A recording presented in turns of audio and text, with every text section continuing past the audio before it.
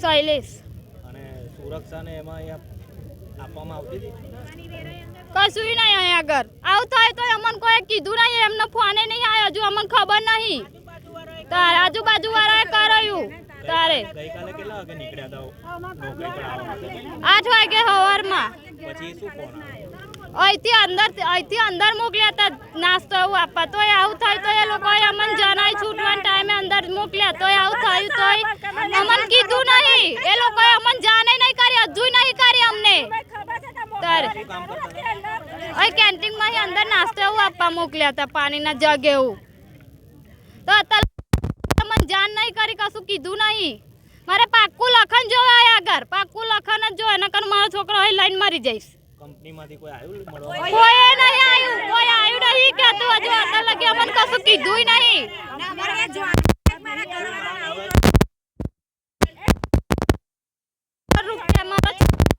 લખન જોઈએ મારો છોકરો હાથ 1 કરોડ જોવે મારું ગાયત્રી ખૂબ જ દુઃખદ અને ગંભીર દુર્ઘટના જે રિફાઇનરીમાં ઘટી એમાં 2 આશાસ્પદ યુવાનો જે મૃત્યુ પામ્યા છે એક તારાપુરના છે અને એક અમારા કોયલી ગામના શૈલેષ મકવાણા અત્યારે હાલમાં બંને મૃતકના પરિવારજનો રિફાઇનરી મેનગેટ ઉપર આવ્યા છે અને હું અત્યારે આ તબક્કે એવું કહીશ કે રિફાઇનરી સત્તાધીશો જે જાડી ચામડીના છે આજ દિન સુધી અત્યારે આટલી બધી ઘટના ઘટ્યા પછી આ 2 નવયુવાનોના અવસાન થયા છતાં પણ એના પરિવારને સાંત્વના આપવા આવ્યા નથી અને કોઈ કરતાં કોઈ મેસેજ પણ આ લોકોને આપ્યો નથી અને આ જે પરિસ્થિતિ થઈ ગઈ છે એમના ભવિષ્યની ચિંતા કરવા માટે આજે અમે સૌ લોકો અહીં આગળ ભેગા થયા છે અને અમે આપણા માધ્યમથી પણ પ્રશાસનિક અધિકારીઓને એક વિનંતી સાથે ચેતવણી પણ આપીએ છીએ કે વહેલી તકે આવી અને આ પરિવારોના ભવિષ્ય માટેની યોગ્ય તે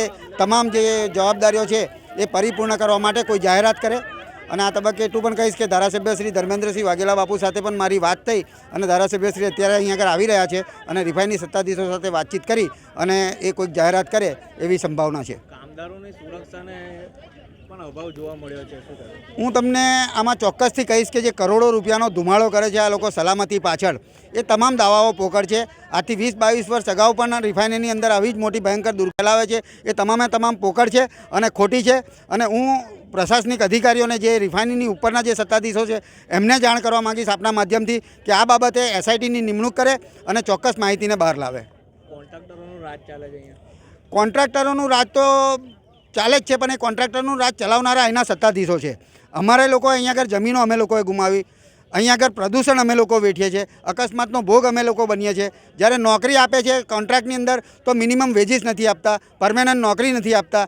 કેટલાય લેન્ડલોઝરો આજે પણ ભટકી રહ્યા છે અને જે અમારી જમીનો ઉપર આજે જે તાગડધીન્ના કરી રહ્યા છે એ સત્તાધીશો પોતાના માનીતા કોન્ટ્રાક્ટરોને અહીંયા આગળ લાવી અને અમારા જે સ્થાનિક જે કામદારો છે એમને અન્યાય કરી રહ્યા છે. એ સાચી વાત છે. આપનું નામ? અબ્દુલ પટેલ, સામાજિક કાર્યકર.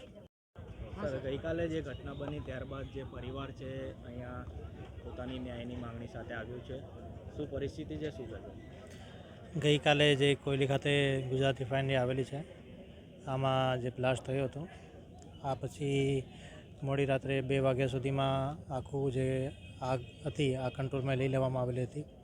અત્યારે પરિસ્થિતિ એકદમ નોર્મલ છે અને જે રિફાઇનરીની કામગીરી છે આ પણ ચાલુ છે. અત્યારે 6 થી 7 હજાર કર્મચારી અંદર કામ પણ કરી રહ્યા છે અને બધી સ્થિતિ સંપૂર્ણ રીતે કંટ્રોલમાં છે. આ બનાવમાં 2 કર્મચારી મૃત્યુ પામ્યા હતા. એમનું પોસ્ટમોર્ટમની કામગીરી ચાલુ છે અને 1 કર્મચારી જે ઇન્જર્ડ થયા હતા એ સારવાર હેઠળ છે અને સ્વસ્થ છે. મોટી સંખ્યામાં મહિલાઓ પણ અહીંયા બેઠા છે, તો પોલીસ દ્વારા સમજાવટ કંપનીના અધિકારીઓ સાથે પણ વાતચીત થઈ રહી છે. હા, જે મેનેજમેન્ટ છે કંપનીનું મેનેજમેન્ટ આ અંગે વાતચીત કરી રહ્યા છે અને જે પણ નિર્ણય મેનેજમેન્ટ દ્વારા કરવામાં આવશે આ એમના સુધી પહોંચાડવામાં આવશે. અત્યારે કાયદા અને વ્યવસ્થા માટે વખત પોલીસ અહીંયા હાજર છે અને આખી પરિસ્થિતિ નિયંત્રણમાં છે. મેનેજમેન્ટ જે નિર્ણય કરશે આ અંગે આ મુજબ કાર્યવાહી કરવામાં આવશે.